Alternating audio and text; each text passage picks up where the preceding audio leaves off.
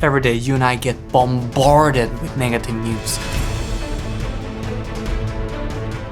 Just like the body becomes what we eat, the mind becomes what we're putting in. It is important to listen to stories that not only gives you hope, but also inspires you and uplifts you. In this podcast, we're interviewing experts who will break down the solutions to the world's most pressing problems.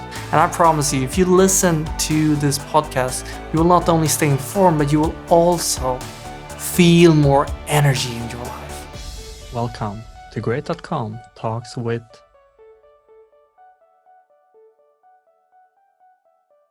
Great.com is a philanthropic project where we're donating 100% of the profit towards the most effective cause areas.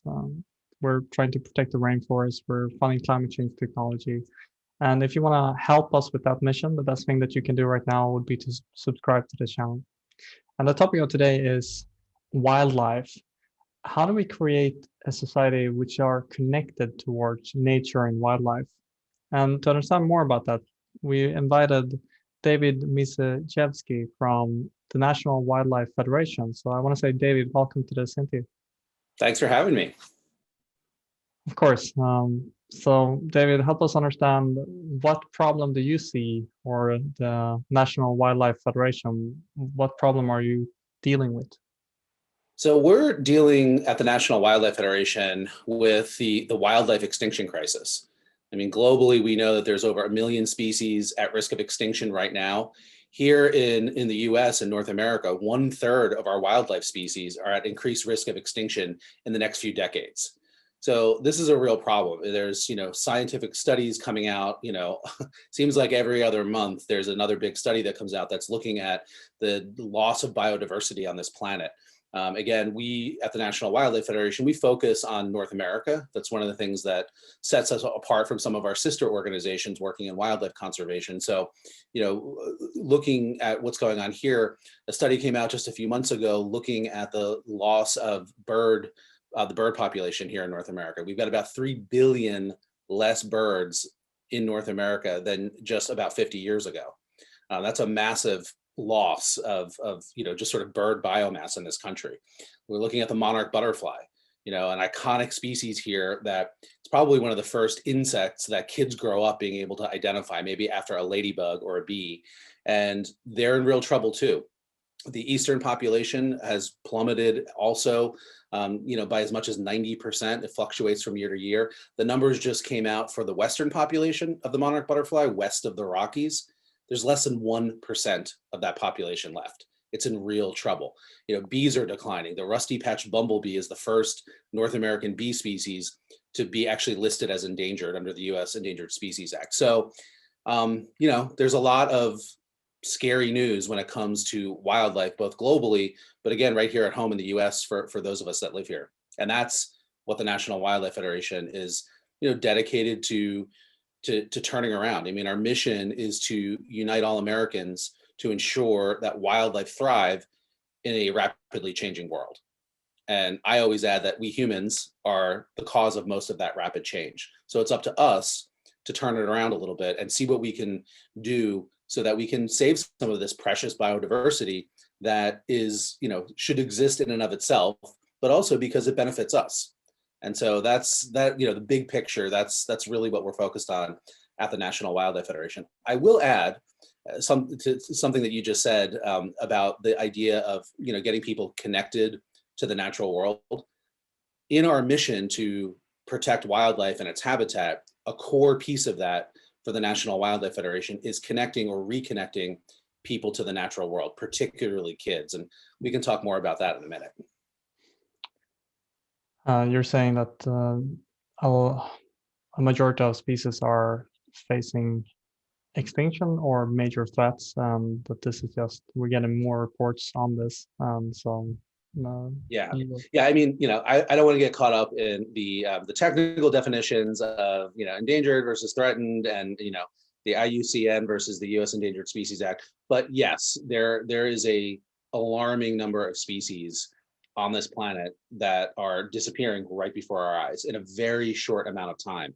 I didn't even mention some of the studies coming out of Europe and other places looking at insect loss, just insects in general, and how There's really kind of alarming data out there that are indicating that in at least some places, the insect populations are just rapidly disappearing. I think there was a study out of Germany a few years ago that put it at about 70% loss of the insect population. And when you consider that insects are literally at the bottom of the food web, they serve as pollinators, seed dispersers. Again, they feed so many other animals. I mean, most people don't realize that, songbirds, the birds that people want to attract to their yard, simple fun, pleasure, seeing nature right outside your window.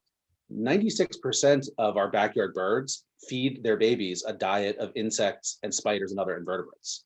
So when you look at what that means for, if the insect populations are disappearing, well, it's no wonder that the bird populations are plummeting as well. It's all connected.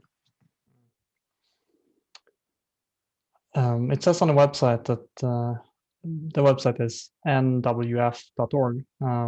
It says on the website that one way of measuring success for National Wildlife Federation would be to ensure that a majority of American and policymakers are aware of the wildlife crisis, and that you would like to activate 11 million people to join forces with all of the partner organizations, which are 2,500, to create America's kind of conservation army. I have questions around that when it comes to how much of the population do you seem to be aware of this problem? Yeah, it's a really, really great question.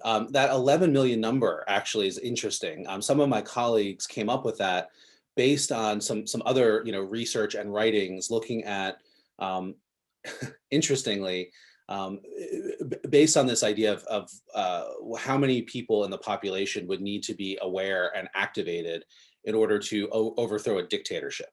And that's kind of where that 11 million number came from, I guess, relative to the US population size. And so when that, we were kind of thinking through all of our strategic planning and things like that, and setting some of these goals, that was the number that we thought was the most inspiring for us and to shoot for. That's a tall order. It's, I mean, at the moment, we've got at the National Wildlife Federation roughly 6 million members and supporters. That includes people who are, program participants and that kind of thing. So, we're there, but are they all, kind of politically active and aware in their, purchasing and their personal decisions? And, I think we have a long way to go, but that's our goal. I mean, it's no less than really changing the landscape of how we humans live on this planet, again with a focus on Americans, and let's face it, we Americans are major consumers, major contributors to climate change and the biodiversity loss that we're seeing. So we need to get our act together and really start doing something about it. And if you work in wildlife conservation, that I always say there's never enough people or enough funds to do the job that we need to do. And it can get disheartening pretty quickly, but that's not a reason to not get up every day and keep working at it. And, whether or not we reach that 11 million, or we get to 8 million, I'm going to count that as a success. So, but that is our big picture goal. And we need as many people to get involved at big levels, but also, again, just small levels. I mean, every way that you can get involved in conservation is a good way to get involved in conservation. And at the National Wildlife Federation, we try to give people a wide range of ways that they can get involved. Again, whether it's becoming, more of an advocate and being involved, as an activist with the National Wildlife Federation, to making the commitment to plant native plants in your yard and restore habitat in our cities and towns and neighborhoods. And that's actually a big part of the work that I do at the National Wildlife Federation. Or, getting a subscription to Ranger Rick magazine. It's one of our kids magazines focused on teaching kids about wildlife and nature. I grew up reading it. These are all legitimate ways of getting involved in conservation. And, and my message, I guess, with that is just that, you don't have to stop your life and, again, tie yourself to a tree to make a difference for the planet and for the wildlife that we share it with. There's a lot of different ways to get involved. I want to go into the specific work that you are doing, and what that looks like. I just want to clarify if my math is correct. You said that there are quite a lot of hope here because 11 million people will be around 3.4% of the American population.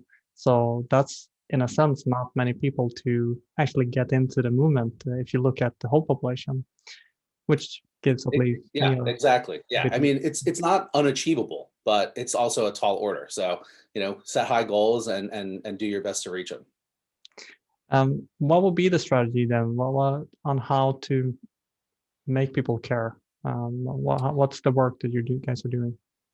Well, one of the things that is kind of unique about the National Wildlife Federation, and it's why we are a federation, is that we are a national organization.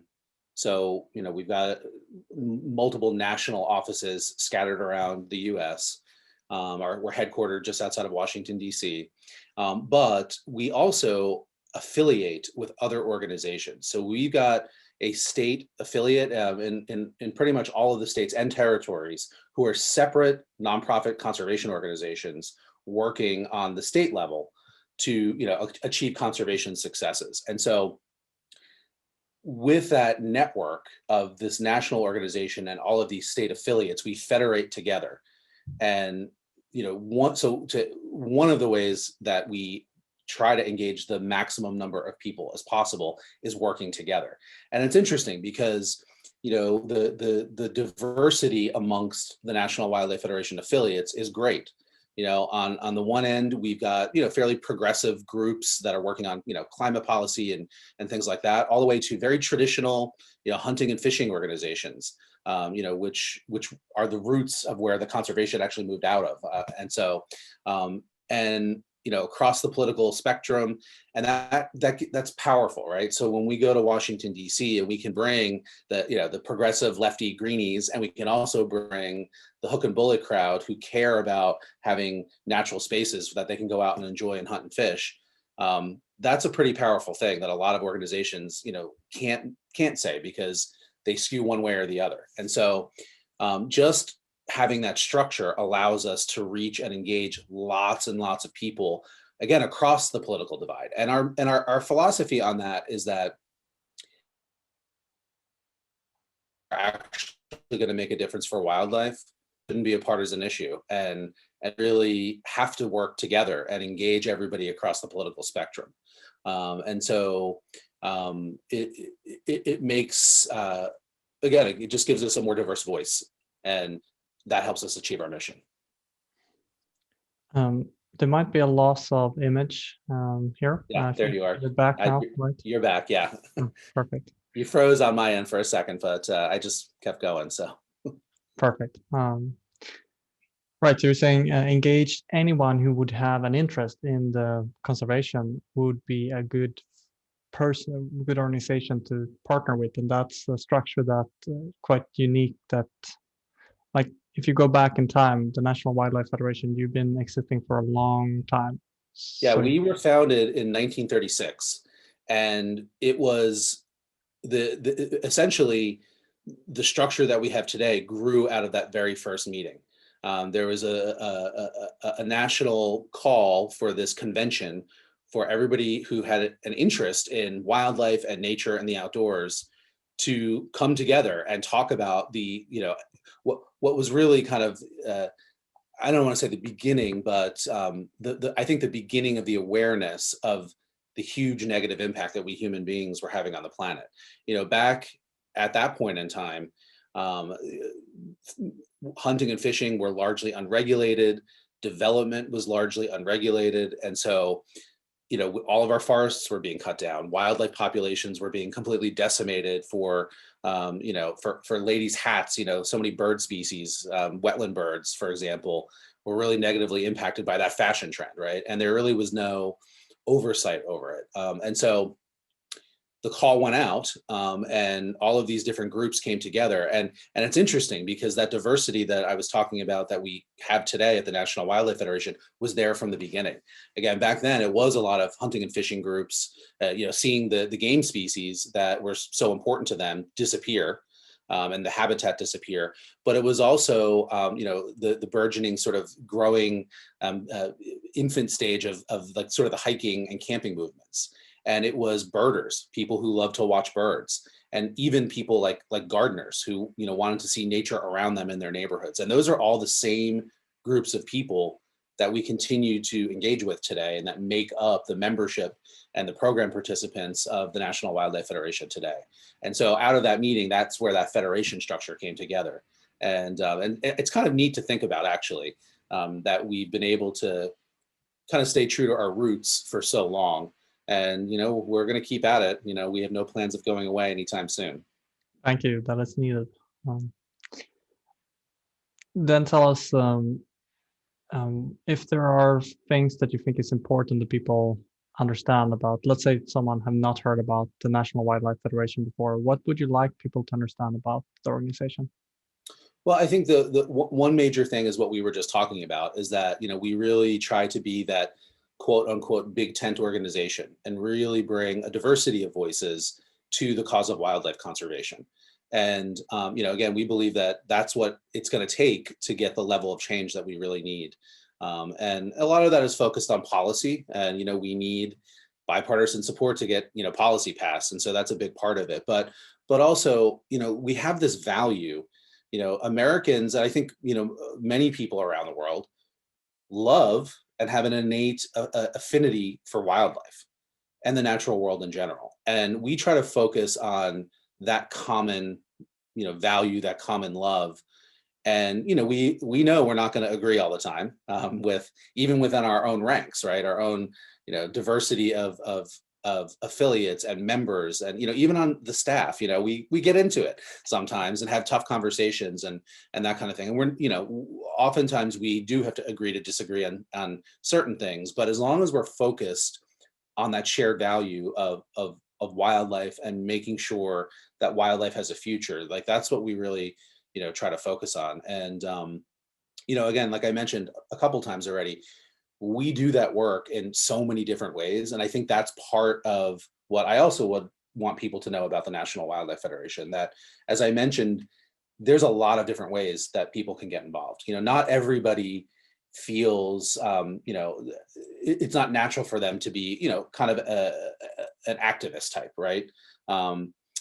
And you don't have to be, right? I mean, if that's what empowers you and makes you passionate, we've got a lot of opportunities to do that, from just letting your voice be heard, campaigns to get in contact with your members of Congress, the kind of standard activism kind of things that a lot of advocacy type groups do. But we've got a lot of other ways of kind of coming into the world of conservation. We've got a lot of programs, like I mentioned, that are really designed to help people get connected to nature, kids in particular. And that's something else, again, I think that makes the National Wildlife Federation unique amongst conservation organizations, is this emphasis on getting people outdoors. Again, kids in particular. Just to share a few other kind of disturbing stats, in the US, and I'm sure it's like this in many parts of the world, kids in particular are spending more and more time indoors, sedentary. In the US, it's roughly 8 hours a day that kids are indoors in front of electronic screens. And so nothing against technology, right? If it weren't for technology, we could not be doing this right now, across the globe, which is fantastic. And, a big part of my job as naturalist and sort of ambassador for the organization is to go out into the media. So I've hosted TV shows on Nat Geo Wild and on Animal Planet, and we have digital apps and all of that kind of stuff. So it's about using technology, though, and harnessing it to inspire people to get outdoors. And so I think most people would agree that 8 hours a day, every single day, indoors, sedentary, with your face in front of a device is too much, particularly for kids. So whether it's getting involved in the formal education side, we've got a program called Eco Schools USA, which is an international program that we implement in the US, which is all about sort of greening the school experience, the K through 12 school experience. So everything from the curriculum to the school's purchasing practices to how they manage their grounds. It's all about giving them pathways to make themselves greener. We've got programs and campaigns like the Great American Campout that we do every summer. And, it's like the name suggests, it's a campaign to get people to just kind of tune out, turn off those devices, and go outside and camp out. Americans, so many people don't do that, have never had that experience. And so we know that, creating those opportunities to make it easy for parents and for families to, again, get that outdoor time, get their kids connected to nature a little bit, not only can help turn the tide on, some of the negatives of the indoor lifestyle that most Americans lead now, but we know that exposure, especially at a young age, to nature and to wildlife is what plants those seeds and allows, kids to grow up into adults that actually understand why it's important that we want to protect wildlife in the natural world. So again, there's a lot of, that I'm barely scratching the surface with that. I mentioned a few times this idea of gardening for wildlife. And that's, like I mentioned, an area that I do a lot of focus on. It's one of my personal passions, this idea of urban ecology, and that nature is all around us, right? You don't have to go off to the wilderness to see wildlife or experience nature. If we create, cities and towns and neighborhoods, starting with our own piece of the earth, our own yards and other garden spaces, and we think about them as little pieces of habitat, that if I nurture the nature in my piece and my neighbor does it and the people across the street do it, suddenly you have this patchwork of habitat that really can connect sort of those wild areas outside of our cities. And the reality is that there's a lot of species that can actually thrive right alongside us. The songbirds, the monarch butterflies, the bees, lots of species like that, all of those insects, they can be our neighbors if we just give them some habitat.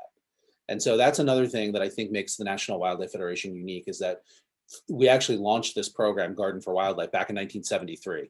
And I came to the Federation almost 21 years ago to run the program. And it's since, my job has branched out. I'm still really involved in it. But, like I said, I hosted a TV show on Animal Planet all about this idea of creating what we call backyard habitats. I've written a how-to book on it. So that's another thing. I think that, most people hear Wildlife Federation and they think, just sort of, it's all about grizzly bears and, it's all about, sort of policy, but there's a lot of pathways for folks to get involved in the work of the National Wildlife Federation. And again, we need everybody at every level to engage, because it's how we achieve our goals of doing all the things. Even if you're not actively, again, say, being an activist, participating in our programs, helps fund our work. It helps, attract, more donors and things like that to holistically do everything that we're trying to achieve. We're going towards down there in this interview, and I want to leave the opportunity. Is there any kind of message that you want to leave people with, anything that you want people to do after hearing this interview? I guess my biggest message is get involved. And as I've said multiple times already, you don't feel like you have to radically change your life. If you care about wildlife, if you care about the planet, if you care about leaving a beautiful, natural world for the next generation, even small actions are a good way to start. So plant a native wildflower in your yard this year. That's going to support the bees and the butterflies.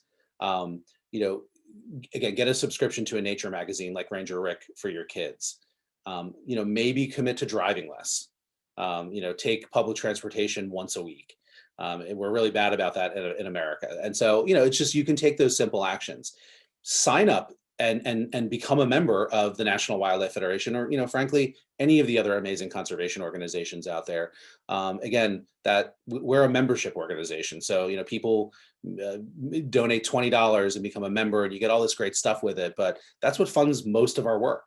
That's not a big amount of money, for most people. And so, again, just my message would be just get involved and do something. And when we all do that, even if it's a small action, it really does add up, and we can really achieve big things. Thank you. If you want to check out the National Wildlife Foundation, Federation, you can go to nwf.org. You'll see different ways to engage. David, thank you very much for taking time to clarify what's needed and the work that you guys are doing. You're very welcome. Thanks for having me.